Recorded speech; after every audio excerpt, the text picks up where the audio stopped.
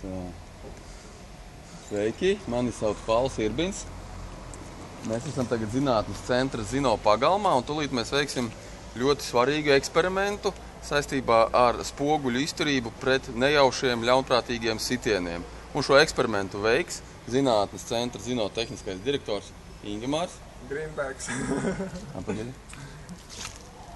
Tātad Ingemārs Grīnbergs. Sveiks, Ingemār. Kā tu šodien jūties?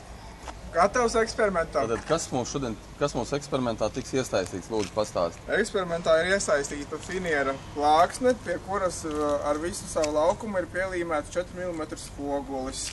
Tāpat eksperimentā ir iesaistīta autentiska stikla pudele ar bezkrāsainu šķidrumu iekšā. Jā, labi. Tad pastāst, ko mēs tagad darīsim? Es sitīšu, cik vien stipri es varu ar šo pudeli par šo spoguli. Labi, tātad mēs esam gatavi eksperimentam. Ingemār, spogulis lūdzu ir tavā rīcībā. 3, 2, nenāc tik tuvu varbūt. Labi. 3, 2. Jauki, paldies. Tātad mēs nu pat bijām burvīga eksperimenta acu liecinieki. Mēs redzējām ar pilnu spēku uzsitot pa spoguli.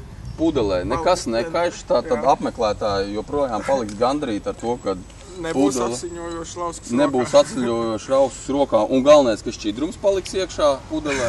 Un mēs arī redzam, ka arī spoguļu virsma pilnībā nav sadrupusi. Neatdalās nekādi mieli gabali.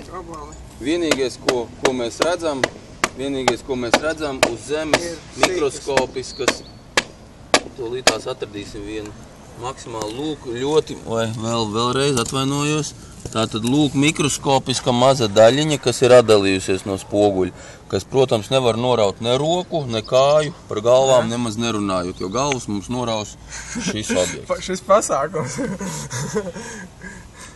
Tā.